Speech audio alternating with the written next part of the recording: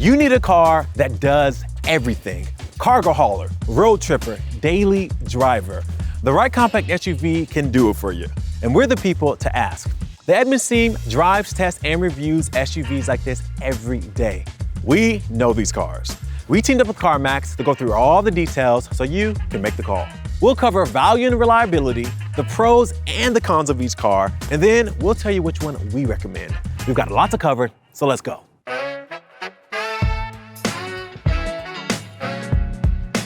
Before we really dive in, let's answer a few questions. What are they?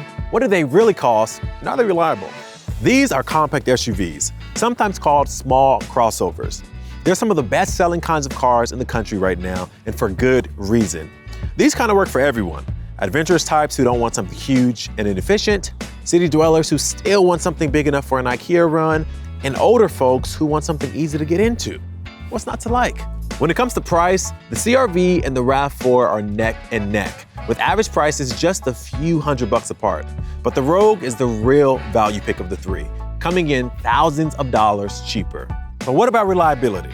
Our source for this info is RepairPal, an independent reliability tracker, and the results might surprise you. You've probably heard about Toyota's reputation for reliability, but the Toyota RAV4's overall rating is the same 4 out of 5 as the Nissan Rogue. The Toyota RAV4 has a slight edge with slightly lower annual cost and a slightly smaller chance of needing repairs, but the two are closer than you might think. The Honda CR-V is the overachiever here. It has the lowest yearly cost and the lowest likelihood of severe repairs. It earns a 4.5 out of 5, and according to RepairPal, it's the second best in the category. Turns out, sometimes the popular thing is pretty good. This is the 5th generation Toyota RAV4. This version came out in 2019 and has outsold every other gas SUV there is.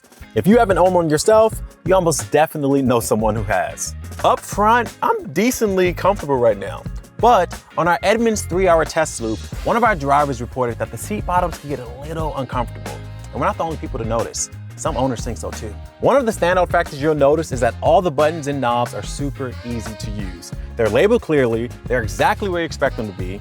It's easy to keep your eyes on the road while driving, and these chunky knobs are easy to adjust, even if it's wintertime and you're wearing gloves while driving. Now that may seem small, but these factors really matter. The touchscreen is, well, just okay. It looks and feels dated, even in the newer models, but the screen is big enough and Apple CarPlay has been standard since 2019. If you get a model built in 2023 or later, it has newer tech with wireless CarPlay. We love the convenience of wireless CarPlay, but not every RAV4 gets wireless charging, so you may have to plug in anyway to keep your battery topped up. There are so many little storage cubbies around here too, which is a win. It feels like there are little nooks and spots and shelves everywhere. There's even this nice little spot right in front of the passenger. You get 2 deep cup holders up here. They won't fit wide bottom bottles, but do fit narrow bottoms with a little room left over. You get decent door storage as well. The RAV4 technically has the least rear legroom of these three, but there's still a decent amount of room back here for adults. And what I like is that just like on the other cars, you can recline the seat back. Also, all but the base model have USB charging ports. You can fit 2 car seats back here, no problem, though you might have to move a front seat up to fit a rear-facing seat. But the RAV4 is really only designed to let you use latch anchors on the outer seats, not the middle. There's a bunch of space in the cargo area. This is one of the main reasons to buy a crossover or SUV over a similarly sized sedan. And the RAV4 doesn't disappoint. It feels like there's just enough room back here to cover a 4-person road trip. One note, the RAV4 is the only SUV here that doesn't have levers in the cargo area to fold down the second row seats. In the Toyota, you gotta walk around and fold them down yourself. If this is something you use in the day-to-day, this is gonna be a pain point. Here's the big problem. The RAV4 just isn't nice to drive. There's lots of tire and wind noise on the highway, and this engine, it has to work really hard, and it sounds stressed doing it. We've tested these cars at the Edmunds track, and it takes the RAV4 about an extra full second to get up to highway speeds compared to the Nissan. It's an even bigger issue when you're driving a car full of people uphill or trying to pass on the freeway. We can tolerate bad performance if the fuel economy is great, but in the RAV4, it's just average. The hybrid RAV4 is better with more power, but it still sounds loud and unhappy when you step on the gas. Thankfully, All three of these cars have great driver aids like adaptive cruise control, lane keep assist, and automatic emergency braking.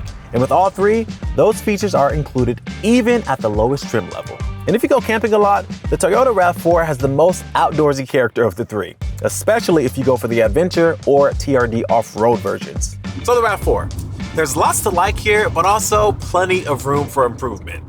So what about something else? If you're considering a RAV4, you might be looking at a CR-V too, which we'll get to next. But the Nissan Rogue is one that you probably shouldn't miss. This is a third generation Rogue. This version came out in 2021 and got a refresh for the 2024 model year. We've got comfy seats, love that. And just like in the RAV4, there's a good amount of physical controls in here instead of just distracting touchscreen controls. Now, these buttons and knobs aren't as nice as in the other two though. This touchscreen doesn't look as sharp or respond as quick as we'd like. If you get a 2024 or newer model and go for one with the higher trim, you can get a larger screen, but when we drove a Rogue with that touchscreen, it looked nicer, but didn't feel any better to use. That said, that's the only way to get wireless CarPlay and Android Auto. The Rogue has some great options for organizing and stashing all the stuff you carry around, like this little out-of-the-way area right under the shifter.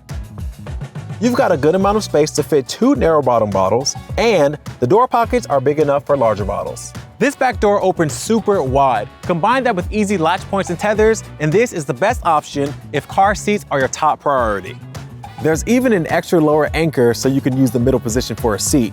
You can't latch straight across, but you do get more flexibility. There's a good amount of space back here for passengers too. Now this version gets a little cubby, but higher trims like the SV and Platinum get USB ports instead.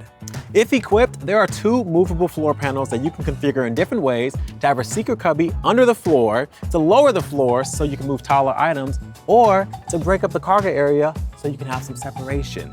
Now, higher trim levels also have levers back here so you can fold down the seat backs easily.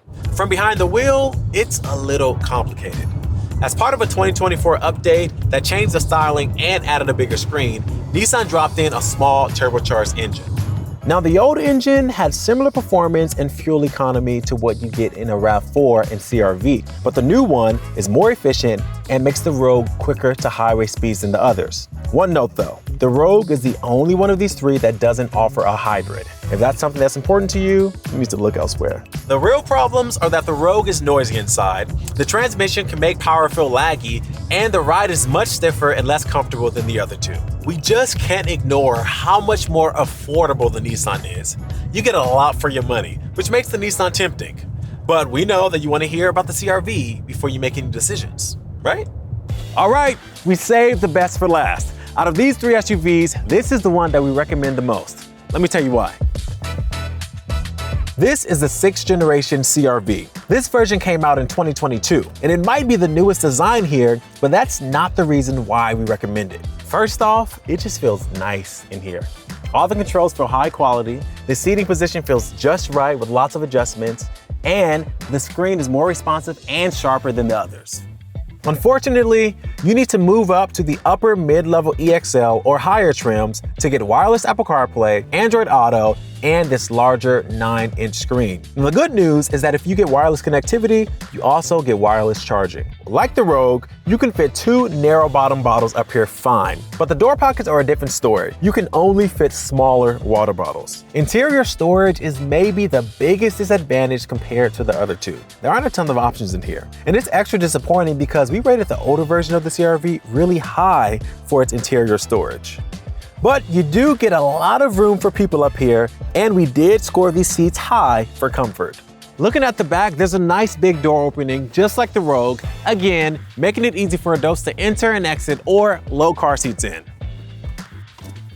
And the CR-V has a couple of extra inches of legroom in the back compared to others, even enough room to get big bulky car seats in. You also have really easy access to lower anchors, but this center seat isn't great. You don't have those lower anchors, and the upper tether is in the ceiling, which makes it really hard to reach. Now that design in combination with the CR-V size makes fitting 3 car seats across a huge challenge. But the Honda's biggest advantage is behind the wheel. Driving the CR-V feels both more comfortable and more in control than the others. And in our years of experience, we found that it's tricky to get that balance right, and Honda nailed it. So this has the best ride of the group and similar fuel efficiency. The hybrid version of this is our favorite to drive though. It feels smooth and refined. You'll spend more time driving your car than poking around in the trunk or thinking about the size of your center console. So this stuff really matters. The other two SUVs have strengths that could push buyers in other directions depending on their priorities. But when we think about the most well-rounded, easiest to recommend car of the trio, it's the CR-V. So what do you think? Would you go for the utility favorite Toyota, the great value and efficient Nissan, or the spacious and reliable Honda? Let us know in the comments and we'll see you next time.